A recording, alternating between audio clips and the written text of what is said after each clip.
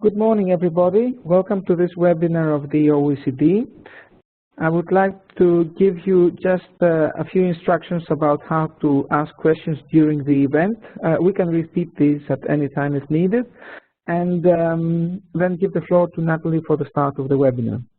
So, in case somebody can't hear the webinar sound at this point, they should check this slide and check that they have the audio broadcast on. Now, how to ask questions. At the bottom right of your screen, there should be already a box for asking questions, Q&A. If not, just click on the button that you will see that's called Q&A with a question mark, and it will appear. Then type your question there. Please enter also your name and organization. This is quite useful, I believe. And then click on send and selecting all panelists. Always please select all panelists before sending your question so that we receive it and it doesn't get lost somewhere. Okay, so I repeat, you find the Q&A panel, you type your question along with your name and organization, select all panelists and send the question, and we will collect the questions for the Q&A session. I will pass the floor now to Natalie, and in order to start the webinar. And just a reminder that the webinar is being recorded, so it can be accessed afterwards.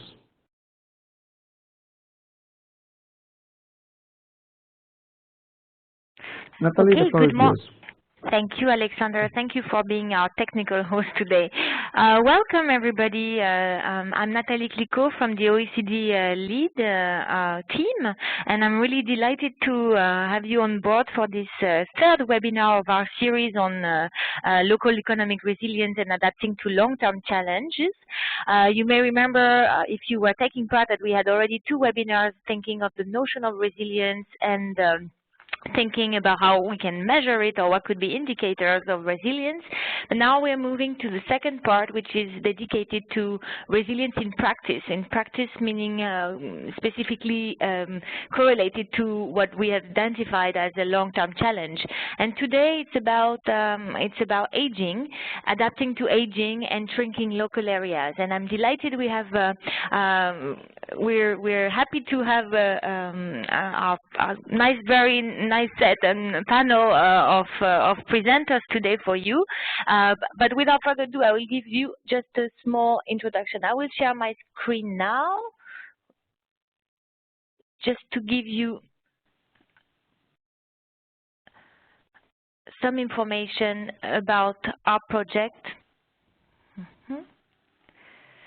So, the objective of our project on building resilience is really to explore the links between local resilience and the capacity to adapt to long-term challenges. And so today we're talking about aging, and really to try to develop a practical lens for policymakers at local level. The outcomes of this will be the webinar series, but we are preparing one chapter in the future lead publication on job creation and local economic development. We're also intend to develop some local case studies and a policy paper.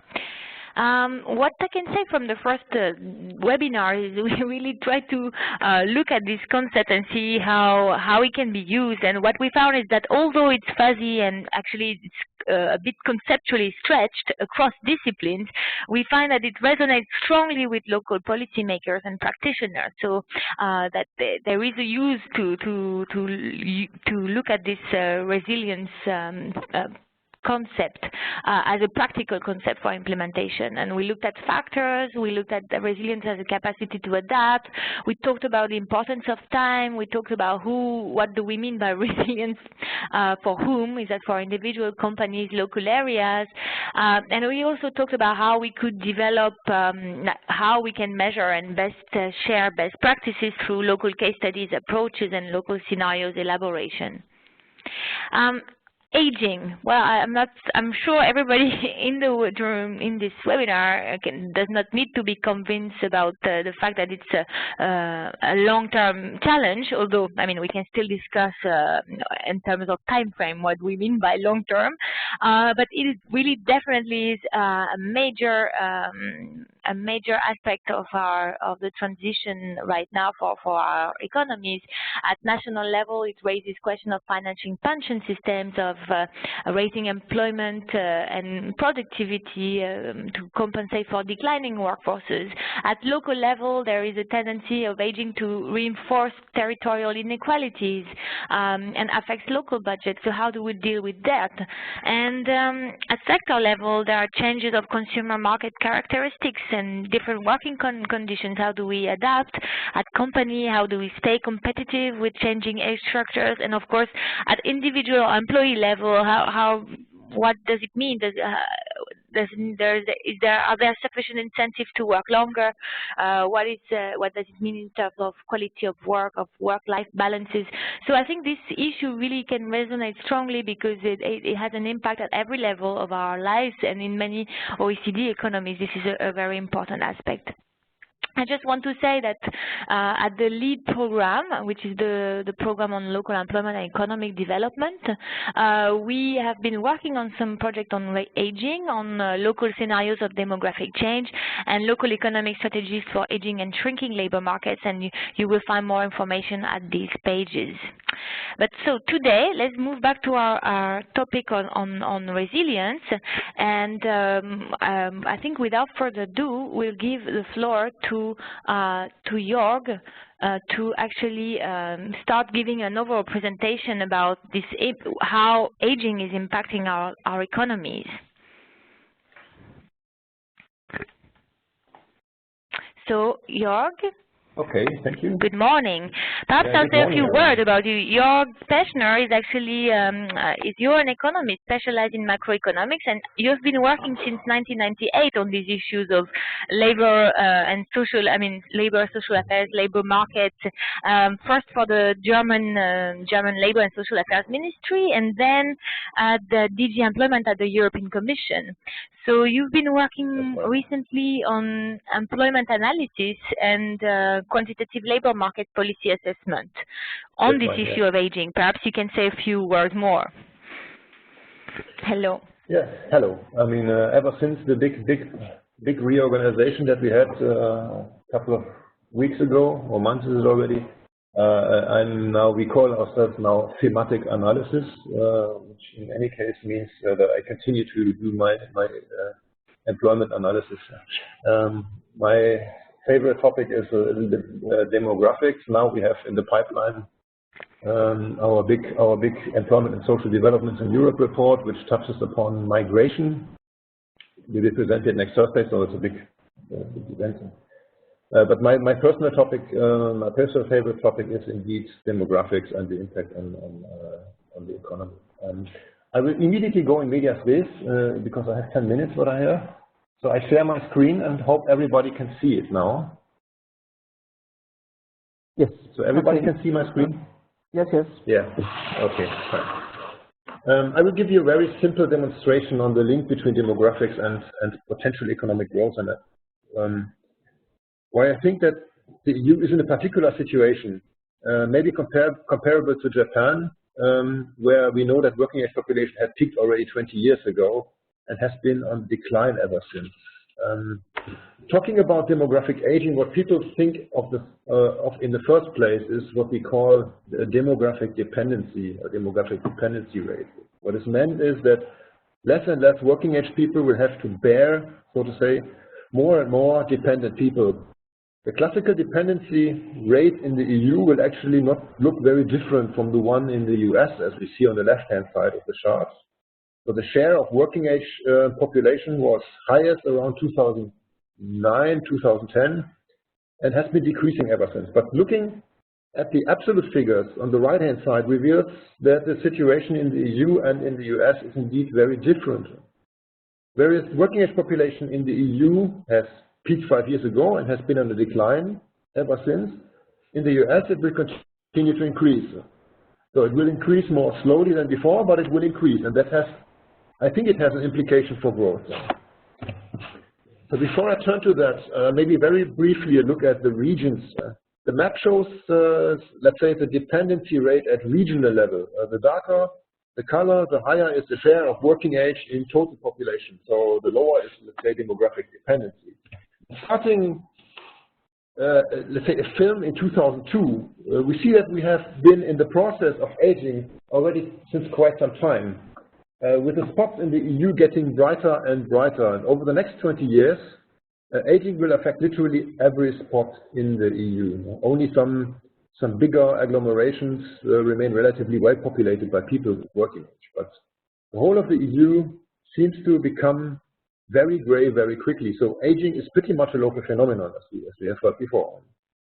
But let me turn now back to the declining working age population and its potential implications for growth. I will invite you for a little play of thoughts.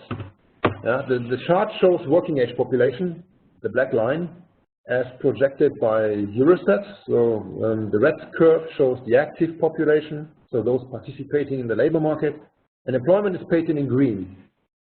The difference between the red and the green is, of course, the unemployed. And the right chart shows the same, but not in millions, but in percent of working age population, so the very important employment and activity rate. How demography will impact on employment growth in the future will depend on obviously, how successfully we activate more people for the labor market.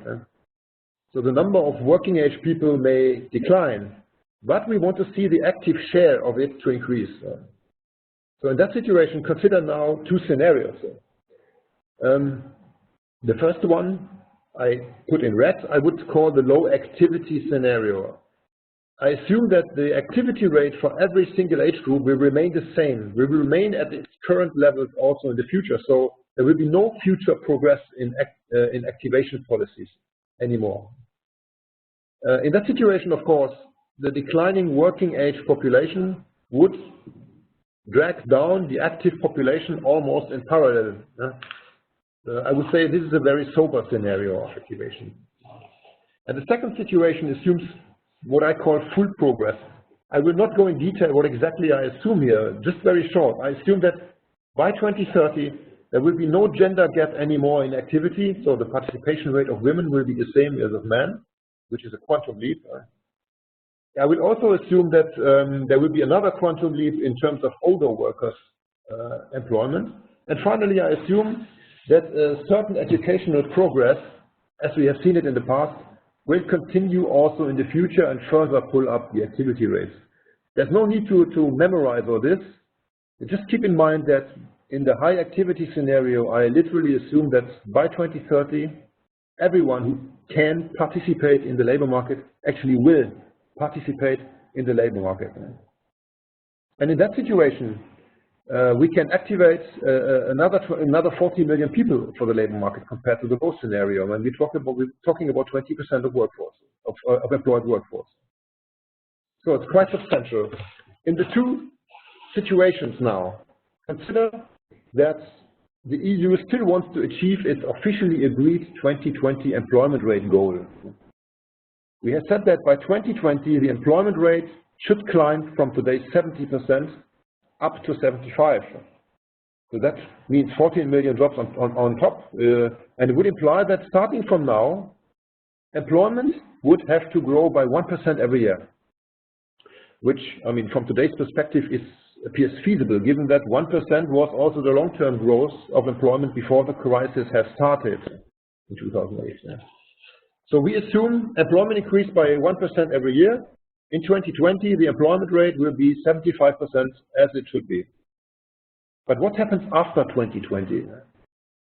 If we consider 1% growth our long-term average, let's say long-term average sustainable employment growth path that we would like to pursue also in the future, then we have a problem, because in the low activity scenario, we would not be able to expand employment after 2021 any longer, because all available resources would be exploited in the absence of further activation, with unemployment zero, which is only theoretically possible, of course. So after 2021, employment growth would be forced to stop immediately and turn negative, dragged down by the declining working age population, and will stay negative for the next 2 to 3 decades, which for Europe is a completely new situation. So in that situation, it will of course help a lot if we allow for, let's say, further activation of so far inactive people, as assumed in the height scenario, which I put in blue. In that case, we would win another decade where employment could grow, continue to grow, despite working age population on the decline. But then after 20, let's say 30, 31, 32, the situation would be similar to the low scenario. All resources are literally exploited. No further expansion of employment would be possible anymore. And employment growth would have to turn negative. So at the end of the day, sooner or later, no matter how successful we are with activation, employment growth will turn negative. It is evident that this must have implications could have implications for potential economic growth. So in Europe, let's say before the crisis has started, the long-term average GDP growth, real GDP growth, was around 2%. I put it in blue here. 1% of which came from increasing labor productivity, and the other percent came from employment growth, as we had seen before. So, and then came the crisis, and everything has changed relatively dramatically. But let's forget about the crisis for a moment. We assume that we want to continue to see our economy to grow by the same 2% as it had grown before the crisis. Let's assume this would be our, how to call it, our sustainable growth path, which somehow could maintain our welfare. It's just an assumption. So we continue. Can we continue with this 2% growth path?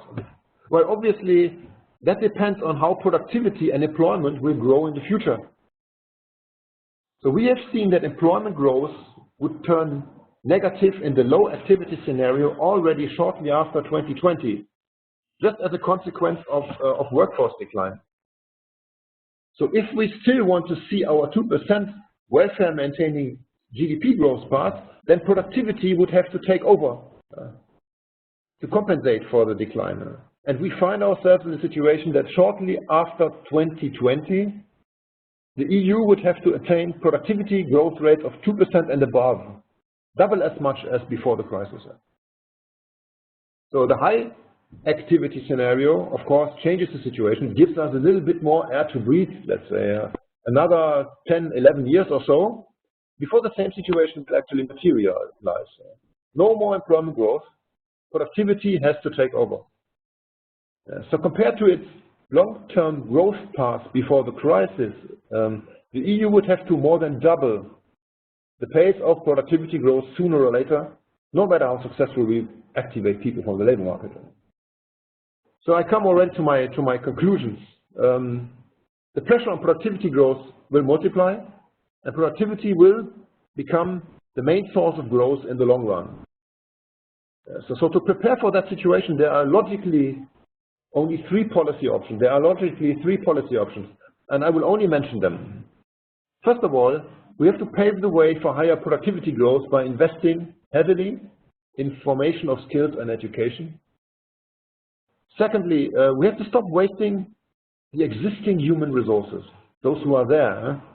In other words, we can no longer afford not to activate everyone who can actually be active on the labor market to be actually active on the labor market. Today, 30% of working age population in Europe is either unemployed or inactive. We're talking about 100 million people. This is absolutely unsustainable in the long run. We can no longer afford this situation. And finally, I think we do have to think about opening up for skilled migration.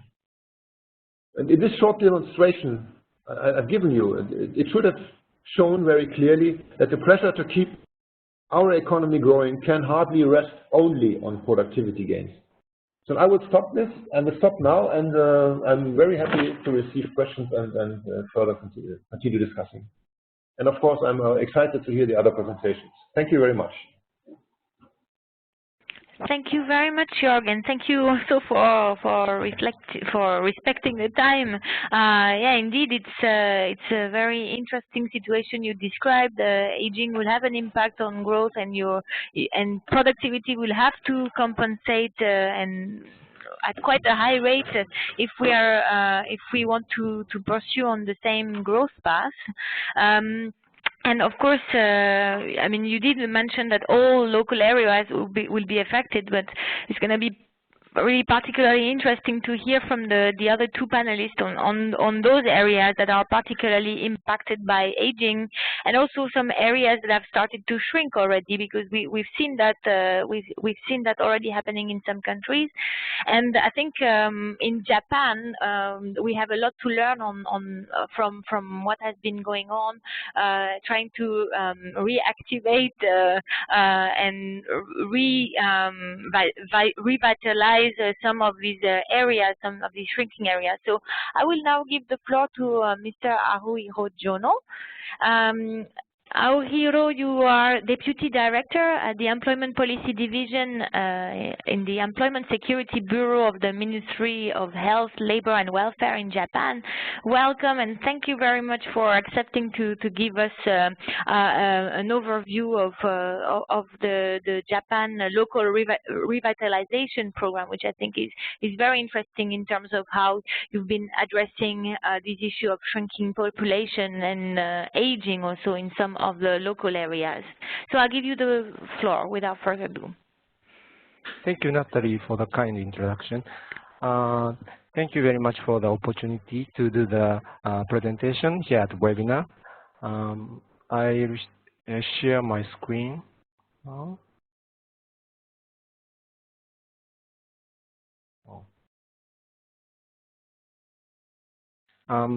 My name is Haruhiro Jono. From Employment Security Bureau of Ministry of Health, Labor and Welfare, Japan. Today's my presentation is just 6 pages.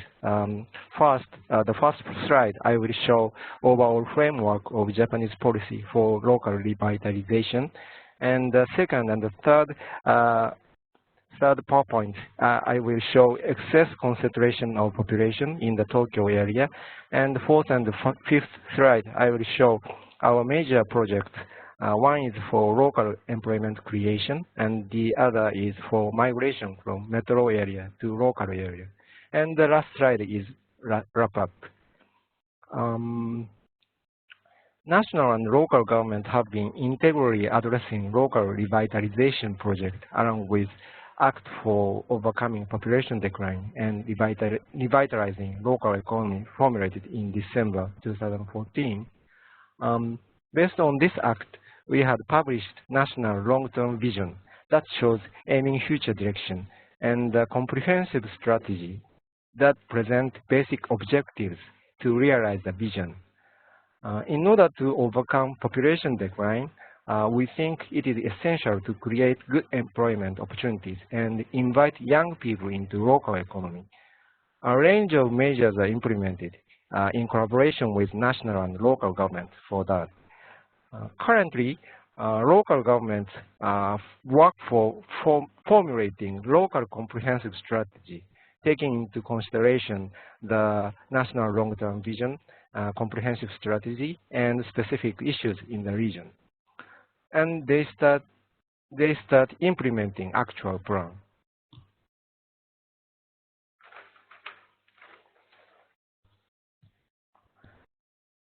One of our basic objectives, migration, comes from the fact that there is excess flow of young people into Tokyo, making Tokyo a highly concentrated city. In this graph, horizontal axis shows age bracket, and vertical axis shows inflow or outflow of people. If it's positive, it represents inflow, and if it's negative, it represents outflow. And red solid line is Tokyo, and black dotted line shows local areas. As you can see, if you look at age from 20 to 24, Tokyo has almost 60,000 inflow, while local areas have 60,000 outflow. And all in all, Tokyo receives 100,000 people inflow annually, which makes Tokyo more and more a concentrated city. This slide shows international comparison. On the left-hand side is comparison with European and US countries. And on the right-hand side is comparison with East Asian countries. Tokyo is the black solid line. Even by international comparison, the proportion of the population concentrated in the Tokyo area is higher and continue to rise. In order to rectify this situation, in comprehensive strategy, we target equilibrium of population movement by decreasing the inflow from regional area to the Tokyo by 40,000 people, and increasing the outflow from the Tokyo to the regional areas by 60,000. This slide shows our project on local employment creation. To create a new flow of people into regional areas, we think it is highly important to ensure that we sustainably provide a sufficient number of job opportunities. Now let me outline our major priority project. We are currently promoting two main projects. One is on the left-hand side, local employment development project targeting municipalities. The other is on the right-hand side, a strategic industrial employment creation project at the prefectural level. With local employment development project, we are making efforts to create jobs in each municipality by capitalizing on its abundant local natural resources. For example, each municipality is developing new processed products using its agriculture and fishery products, commercializing them to distribute. We are also focusing on tourism, taking advantage of its rich tourism resources to attract more tourists. Thanks to their efforts, we added 7,100 jobs at the cost of $44 million in fiscal year 2014. With the prefectural government project, strategic industrial employment creation project, the central government and the local government are working as one to promote job creation at the prefectural level. We especially focus on prefectures that are lacking in value-added products and local specialties despite their high production level. By enhancing product development capacities of local areas. In fiscal year 2014, a total of 7,500 jobs were added at the cost of $38 million. I would like to emphasize that these two projects require strong leadership of local governments. We encourage them to take the lead and work together with all people concerned in accordance with local circumstances. We believe these are effective measures in many local areas that are facing declining population.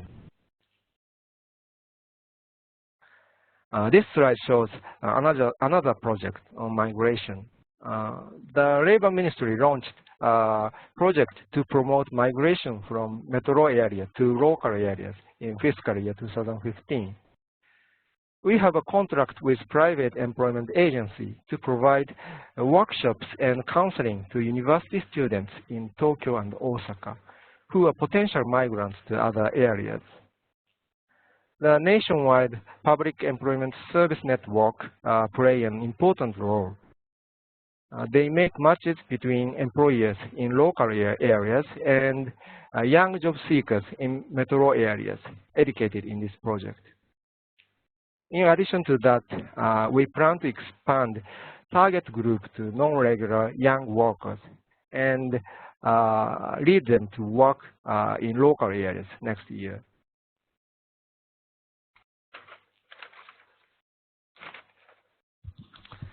This slide is a wrap-up. In current situation, we are facing continuous population decline and acceleration of population concentration and disparity between local and urban economy. To overcome those issues, national and local governments have been integrally addressing local revitalization projects. In fiscal year 2014, we set long-term vision and comprehensive strategy. And in fiscal year 2015 and 2016, we are on the implementation stage of actual plan in local areas. The issues we are facing are big and difficult, but we are certain that our effort will be successful. We would like to make our projects more continuous and effective by learning best practices of other countries. Thank you for the attention.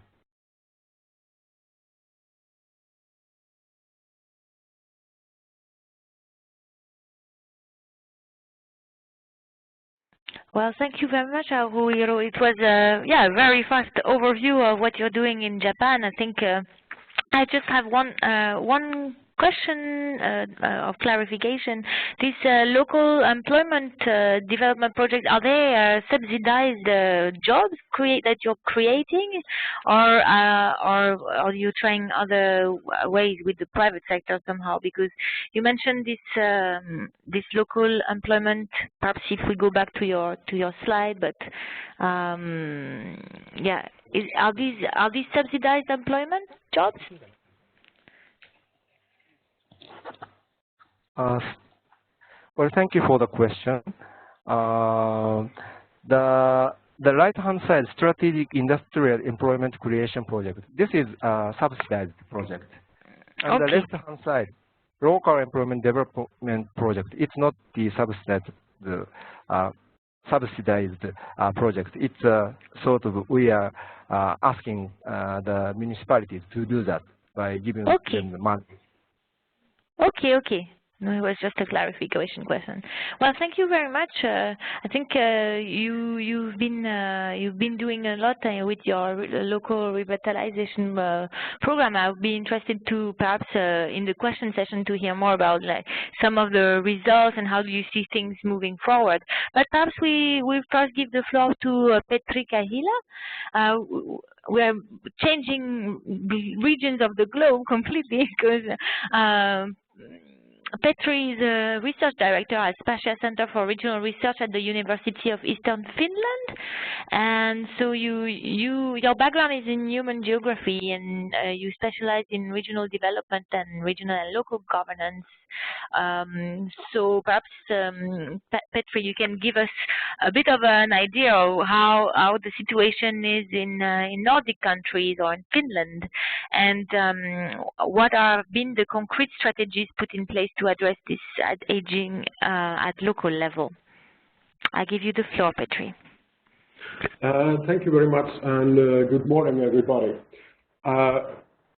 I will talk first about some issues about Nordic in general, and just to show that Nordic countries do have also differences between each other, although they look like just a bunch of the same kind of countries from if we look them from the central part of Europe or from other parts of the world. But there are quite a lot of differences between the Nordic countries as well.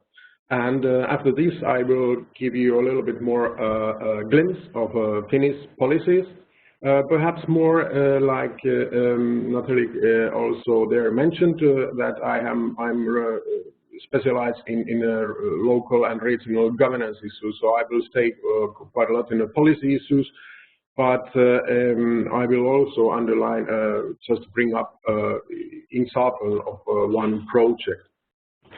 So okay, I will share now yes,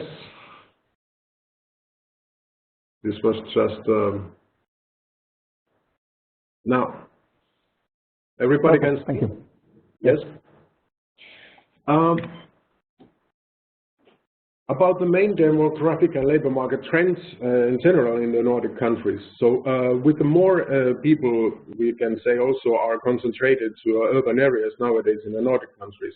The differences in the population size and the structure increase between the urban areas and sparsely populated areas in the Nordic countries.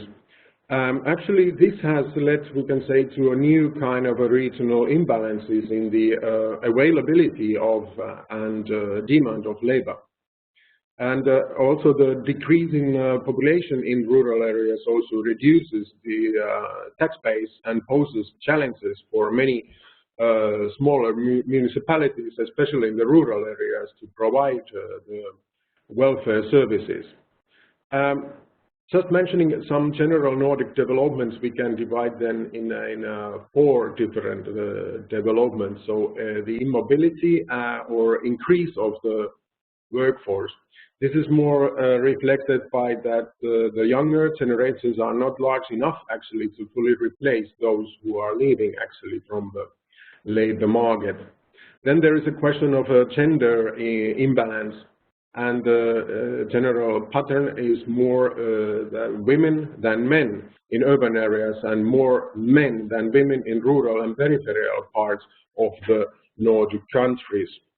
And there is a question, it's like very actual, especially now in Sweden and in Finland, the international migration. So the all municipalities in the Nordic countries experience in migration of people from abroad.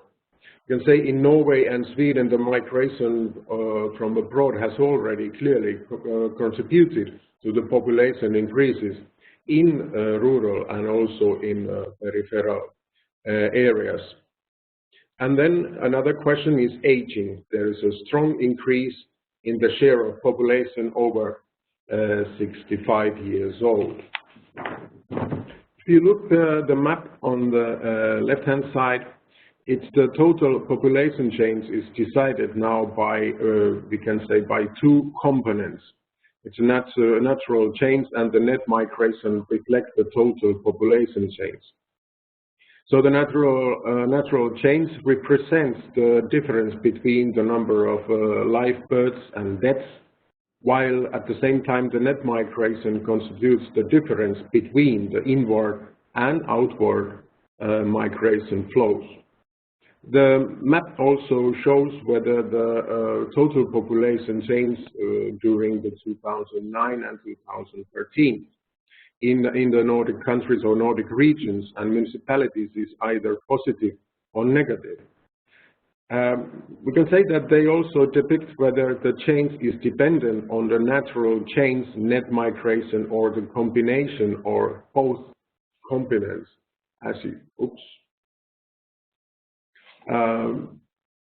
And these minus population decrease in the natural change and the net migration, as you can see from the map, is especially problematic in the most peripheral regions in the Nordic countries. Then, if we think about the question of the future, and I will not show the map of the people who are already above 65 years old, but what is actually very much challenging is the share of the people who are now aged 55 and 64. And the average ratio was 12.5 in 2013. And that the highest shares were found mainly in much of Finland, Norrbotten, so northern part of Sweden, and in Bornholm, the island of belonging to Denmark. And this particular age group is actually larger in the Nordic region than in the rest of Europe, which means that the number of people reaching retirement age in the region will grow very significantly in the coming years. Especially the impact at the municipal level is less clear-cut, with values ranging from 6% to 26% in 2013. But most of these regions are located in the northern part and in the eastern part of Finland. And the third map about the state in the Nordic countries is about the unemployment rates. And as you can see, Norway is clearly standing alone with the very low rates of unemployment. But of course, in Norway, there is a high difference also between, if you compare the situation in Norway to Sweden, Finland, and Denmark, that there are much more people in Norway also under the different kind of labor market allowances. And Sweden and Finland are described by high unemployment rates outside the urban areas. If we think then about the Nordic countries, the question of mobilizing the labor force, we can say that when it comes to meeting the decline in the working age share of the population, the overall impression is that actually Nordic countries focus on the mitigation efforts. We can say that the aim in this mobilization of the labor force, as much of the potential labor force as possible, and primarily through the pension reforms, or on the other hand, by developing new ways to include youth and immigrants in the labor market through vocational training, etc. The labor market is already today not functioning in an optimal way, we can say, especially when it comes to the mobility of labor and matching the efficiency. We can say that the macro-level approaches are often very stiff from their structures and don't actually meet the regional needs in the Nordic countries, and especially in Finland. If we think a little bit, well, my background is in the local and regional governance, so I always want to look a little bit closer at the regions themselves. In the Nordic countries, and especially in Finland, the opportunities and challenges in regions. So we can say that cities form from one extreme and rural and sparsely populated areas the other extreme. Both of these regions have typical social problems and implications on their economic potential. And but the cities are more described by the gentrification processes and segmented housing and labor markets. The rural or sparsely populated areas have poor employment possibilities, depopulation and aging, and very poor access to services, especially in eastern and northern part of Finland. However, we can also say that there are common challenges across the territorial, what we call urban and rural. And especially the risk of poverty and social exclusion for aging people is more related actually to region's characteristics than to its centrality or peripherality. If we then think about pursuing the regional and local approaches, many initiatives and incentives are macroeconomic and have been launched on the national level. You say there is an obvious need to appreciate the emergence also of the regional and local differentiated aspects of aging. The current governance approaches are not capable to tackle the right problems in the regional level or at the local level. The geography of aging is very complex, as we already saw in the previous slide about urban and rural, but also between rural areas.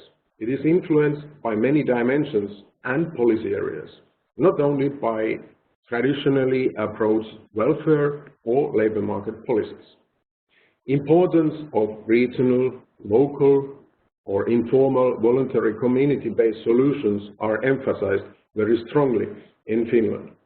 There is a need for joint working and integration of policies, and these are crucial factors in pursuing especially the long-term efforts. I want to come up with one example. As we saw in previous slides, the number of 55 and 64 years old cohort is getting bigger.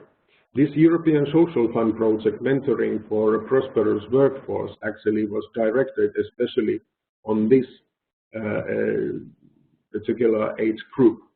Starting point was the fact that the work community that is able to utilize employees' know-how and to support its constant renewal vastly increases also the competitiveness of the organization or the enterprise.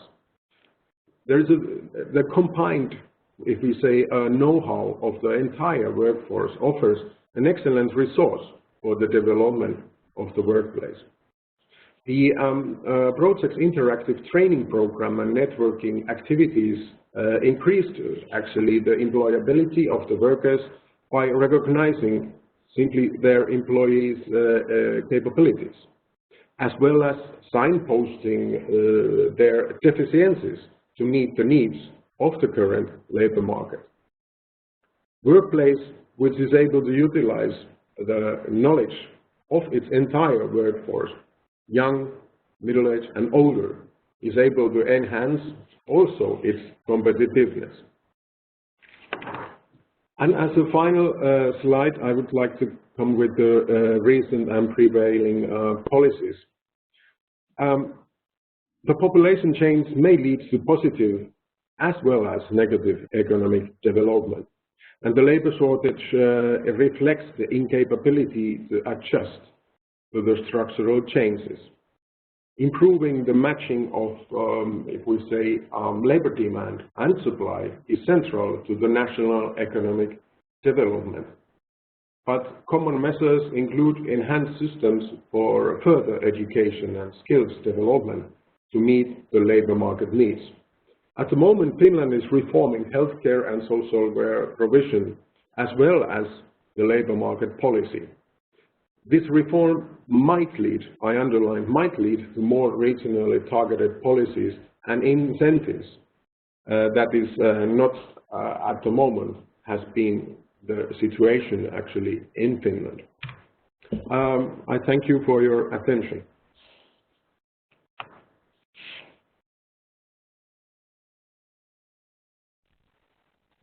Thank you very much, Petri, for this, description of the situation in Nordic countries. And we see that in terms of employment there are differences, but you can see that there are common challenges when it comes to aging.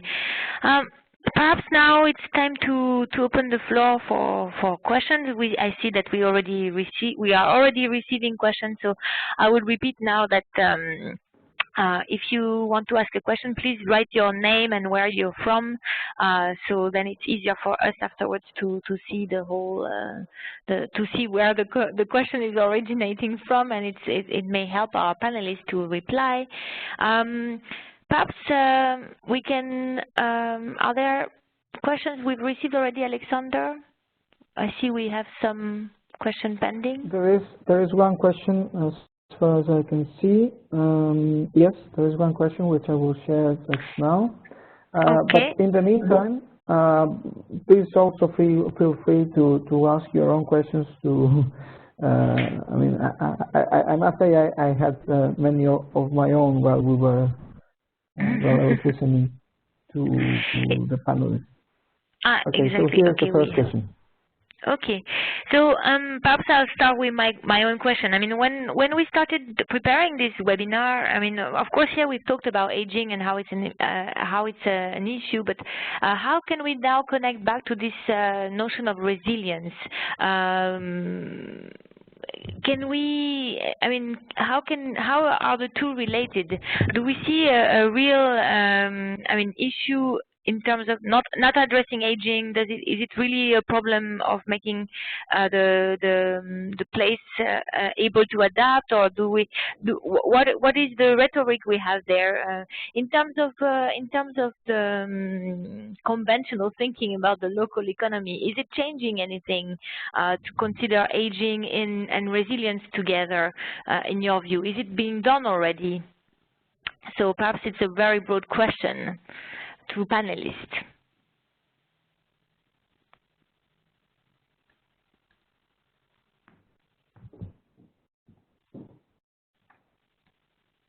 Jörg, because you've started, do you want to give it a go? How do you see, because you mentioned the link in the link with economic growth, and but for local level, I mean, do you see that this resilience aspect and trying to adapt to aging, do you see it promoting alternative complementary metrics to growth in some local areas? Is it really realistic to expect that some local areas will grow, given that they are shrinking in terms of population? And so, what is anything changing the conventional wisdom there? Yeah, I mean, what I was talking about was mainly what happens at the national level, but of course at local areas, one thing comes on top of all these problems, namely mobility. And I mean, in Europe, we have 270 NUTS2 regions, and if I'm not wrong, mistaken, it's a lot of regions. I think 100 or so, which are 150 which are shrinking, which are actually fast shrinking, and because people move out, because probably those regions are not sufficiently attractive to keep people there. So I think resilience is a necessity, and resilience at local level, in my opinion, means restore competitiveness. So in order to not lose people, to be highly attractive for also those who are at working age and seek for employment, you have to be attractive, and you have to attract investments, and you have to attract human capital and physical capital. I think this is the first element of resilience. The second one is see that the workforce in those regions becomes productive, because as mobility comes on top to the, let's say, national level population decline, then you may be confronted with an even bigger problem of declining workforce, which you have to compensate with an even bigger shift of productivity. So in my opinion, these are the two elements of resilience. And in my opinion, at local level, the situation aggravates compared to just the national level, which I had talked about. Thank you, Jorn. Perhaps Haruhiro, you want to comment on this too? I mean, this link with productivity at local level is also something we tried to explore at the LEAD program. And actually, we found that in Japan there were quite many local areas where productivity was increasing. Although the population was aging quite highly. So we saw that there were opportunity for productivity gains there. I mean, in the sense that we see that some shrinking areas have to operate differently. Isn't there an opportunity to create other business models, other ways to be prosperous, probably at local level? Okay, Natalie. So I'm Yohei. Yes. Sorry, with regard to this question, I'm going to answer. My name is Yohei Takashima from Japanese delegation.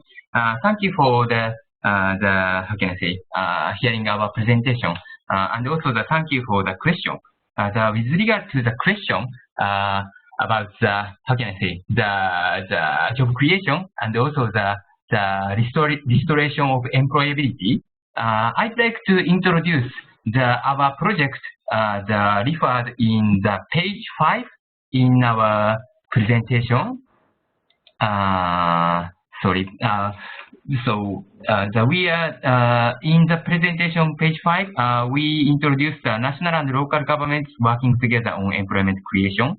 In this project, the national government supports the local government not only about the creation of the job, but also supports the how can I say, the job, the training, education and training of workers.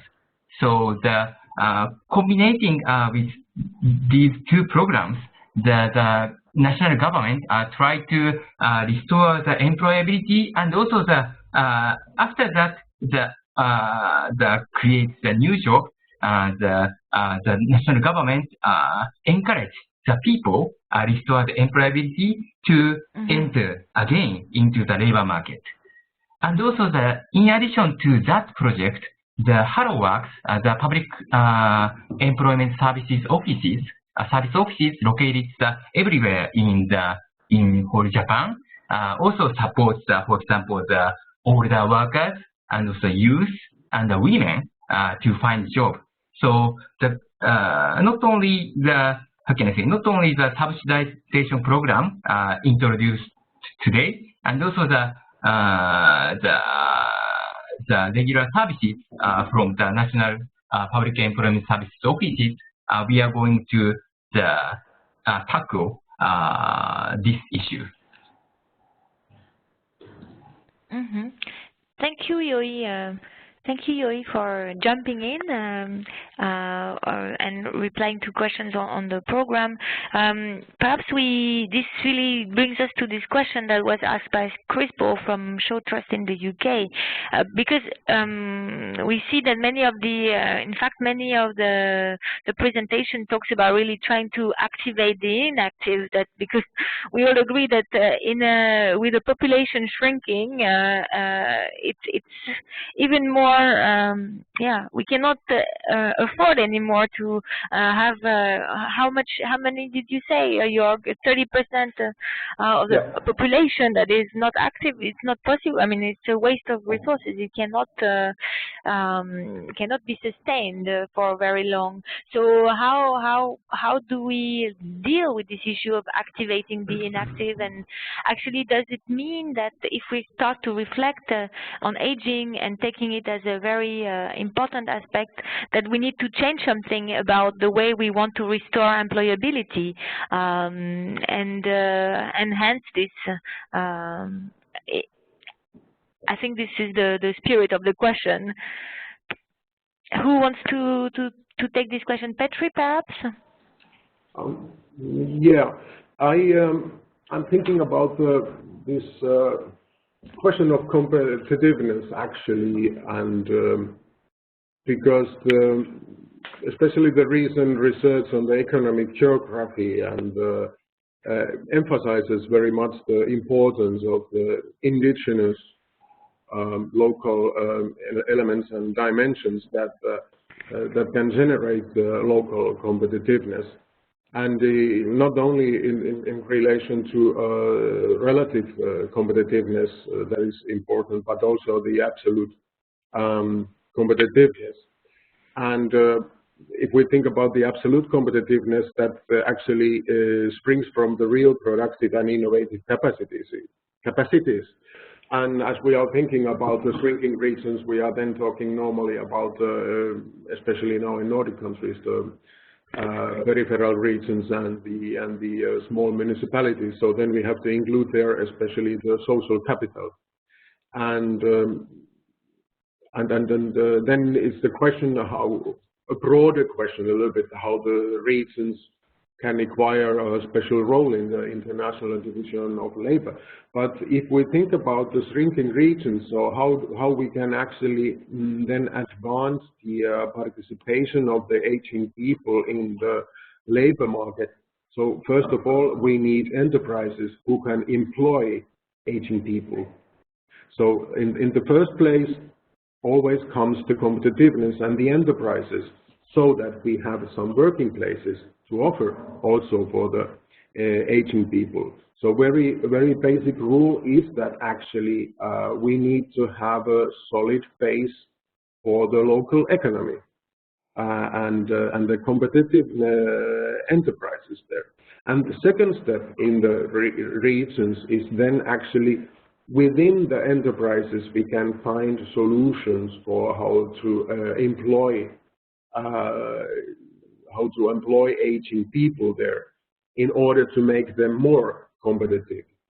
And of course then we have to, again, there's another threshold, what is quite common, and I would say in Finland at least, that you have to certain that the entrepreneur is actually willing to employ also the aging people. So there is this kind of a regional development question, so that you have competitive enterprises there, and then you have to have this, how would I say, you have to win the stiffness of the labor market institutions in those regions. And third comes this kind of overall influences to the local areas, and then we can talk about the competitiveness of the local areas in general. Thank you, Petri. Jörg, you want to complement? Yeah, maybe I step in because I also see another question here on the on how to facilitate higher activity rates. And I mean, in terms of concrete policies, and what happened in the last 10, 15 years in Europe, in some countries was really remarkable. If you take, for example, Germany, the labor market development, what we see now, there are a number of experts who attribute this development to the labor market reform of 2005, for example, which at the core there was a reform in the unemployment system, which creates much more stronger incentives to be active. This is the first element, and the second element, there was a very strong emphasis on service, on mentoring people to get jobs, individually tailored strategies to find out what are the qualifications and how can you best make use of it. This kind of, especially for older workers, this kind of policies has helped a lot to keep people active, to bring them back into activity, even those who had been long inactive before. And at regional level, I just want to mention that we have the structural funds. They are very different in nature, but they have one thing in common. They concentrate on two things: on innovation, on the one thing, and the other is employability. So they help to restore employability of people. And the structural funds also are supposed to reduce inequalities across regions because they're implemented at regional level and they're especially targeted to those regions which are a little bit lagging behind economy-wise. And just to give you a number, I mean, between 2007 and 2013, so in the last multi-annual period, the EU has spent almost 350 billion euros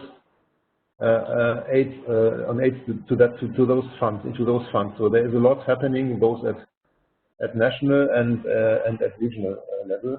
And maybe because I see also another question on the paradigm and what can we do to compare. I mean, we have in Europe what we call the open method of coordination, part of which is what we also call the European semester, which is basically a system where member states learn from each other and exchange good practice in terms of active labor market policy. What works and what does not work, we try to find out regularly, and we spend a lot of resources on that. Mm-hmm.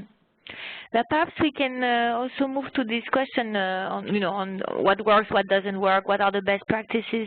There is a question from Paola Graziano on the best practices in the revitalization program in Japan.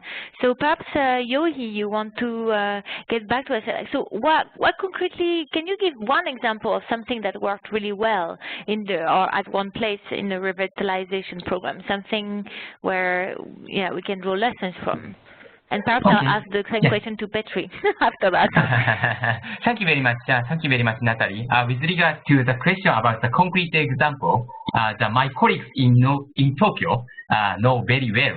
So I will connect to my colleagues to Tokyo. Please, Haruhiro.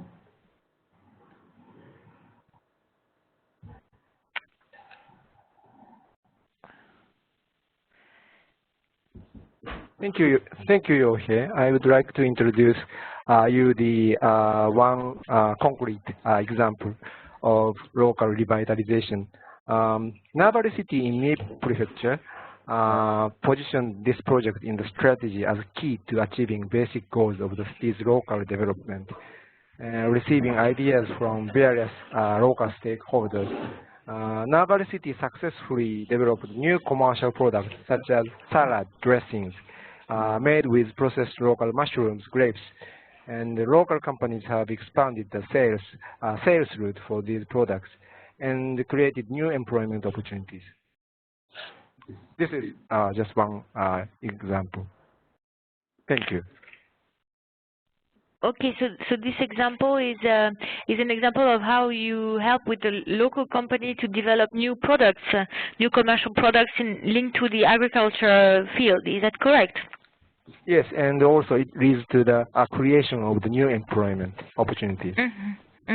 But okay, and how did the revitalization program help with that? You said through the municipality.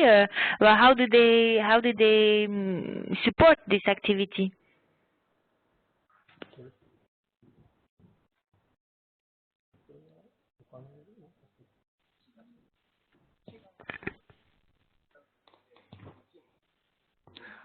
Where the municipality formed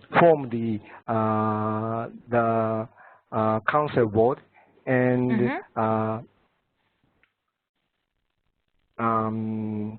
gather the lots of people concerned and get the wisdom from them, and try to make the project successful. And also the government, national government, gives the financial support for that. Okay. No, thank you for sharing this nice example. And from Finland, do you have more examples you can give on what some of the best practice in actually reinforcing labor market in some of the shrinking regions? Petri. There is a national working life development strategy in Finland, and that is to 2020, and that is a national level development strategy, and that is then actually realized through normal structural fund projects, more or less, and. But as I gave this example of this mentoring for prosperous workforce project, that is already a very good example of the best practices. And in some cases, I would say what is the success factor there is that they have also not only targeted, for instance, especially in rural areas or in peripheral areas in Finland, where the long-term unemployment is rather difficult. They have also targeted to the entrepreneurs, because you have to change the thinking and the attitude of the entrepreneurs also, so that they are willing and ready to go over the threshold and start actually then employing aging persons, and so that they see the aging persons as a real market force, I would say, in the labor market. So there is also important the changing of thinking and attitude of the entrepreneurs. In some cases, if you are looking worst practices, the worst practices are that you are dealing only, let's say, with the long-term unemployed people, and you start then developing different kind of incentives, targeting only to the long-term unemployed, but you are not at the same time trying to influence on the entrepreneurs as well. I think it's a good point, and it brings us a little bit to the question Chris Ball, the continued question that I see. Chris is suggesting from the UK, suggesting that there is an elephant in the room, and that in fact we are coming back to this need to activate older workers or to activate vulnerable populations. That there's actually not much done at the moment, according to him, for older workers, and that it seems that the focus now is more on youth and needs, in particular the younger people who are not in employment, education, and training. But what do we do for older workers? I mean, and if we consider this issue of aging seriously, also trying to make sure that entrepreneurs and companies, employers understand the added value of continuing employing older workers. How do we deal with this at local level? So, I mean, perhaps Jörg, you want to react to this? Do you think there is an elephant in the room? Well, there might be an elephant in the room, but let me just recall that even during the crisis, and also before, the increase in the employment rate that we have seen is mainly due to older workers. So older workers, especially in countries like Germany, but also some Nordic countries, had seen a very, let's say, impressive increase in activity. There has happened something, and especially in Germany, this is due to the active labor market policies which are at play. So it gives me indication that policy can actually help. So I don't know. I mean, it's true that still not much more than half of the working age population of people aged 55 to 64 are not in employment, and it's true that we can no longer afford this situation. But I'm pretty confident, especially in the area of older workers, that policies will pay, and that we will see an increase in the employment rate, a further strong increase in the employment rate of older workers. Mm-hmm. Thank you, Jörg. Yeah, this is something we see from the OECD data also. And what we see is that actually the active population rate for among other workers actually really increasing fast in some countries, more slowly in others. But overall, there has been really a good increase and the trend is going up. But what we also see is that once older worker becomes unemployed, it's very difficult to get him back on the labor market. So this is perhaps something an issue to consider or to look at when we consider activation policies. I see more questions on asking for concrete solutions. I think people are eager to learn about best practices. First of all, we have one complementary information. I see from one of the participants that they mentioned that they've established a covenant on demographic change with European good practices. So there is a web indicated there, so we'll have a look later on. And then there is a question from El Gobierno de la Rioja on solutions for Southern Europe. Does this region of Europe require specific solutions? And how can it compare with what is happening, for instance, in Finland? Or perhaps, I don't know if Jörg or Petri wants to respond to this one. Especially, I mean, if you look at the divide in Italy, it's quite stunning. I mean, the south of Italy has much lower employment rates and labor market performance. But here again, I mean, Europe is investing in these regions, and I think the only way to improve the situation is to restore competitiveness in those regions. But, here we cannot say that Europe is not doing a lot. I mean, Europe is investing a lot of money in this situation. Mm-hmm. Petri, you want to react to this too? And perhaps you'll get the opportunity to do a small wrap-up now. It's time to wrap up, so. Wrapping up. Yeah, concrete solution for local areas in Southern Europe. That's very interesting. I think, first of all, I don't believe personally that we can actually move directly best practices or good practices from, let's say now from Finland to the southern part of Europe. We can only actually move some kind of a way of thinking, and especially let's say on the points I have raised here already.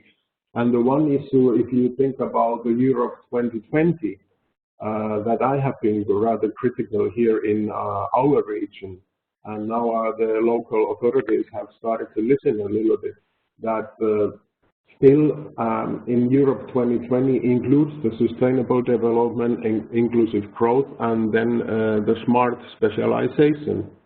And these three components should be actually balanced in the regional development, especially in this kind of region like North Karelia that has a rather high unemployment rate. But still, the smart specialization is a prevailing approach. And what I see actually a solution for local areas is that we should bring in the philosophy of Europe 2020 the inclusive growth and the smart specialization on naturally the sustainable development, but especially the smart specialization and the inclusive growth closer to each other. So it's interesting because in the first webinars we had this discussion about smart specialization versus economic diversifications on factors of resilience. So it seems that there is still well, from this there was still debate on what does make a place resilient and prepare for the next crisis somehow. But thank you for sharing that with us. Perhaps I'll give the chance to other panelists now to wrap up and say a final word. Perhaps Yoi and Haruhiro, do you want to say a final word on this? Any question that you think is unanswered? Yoi? Thank you very much, Natalie. Thank you. So today, Haruhiro makes a presentation, and also with regard to the EU's initiative, and also about Finland's activity, we could learn many things from them.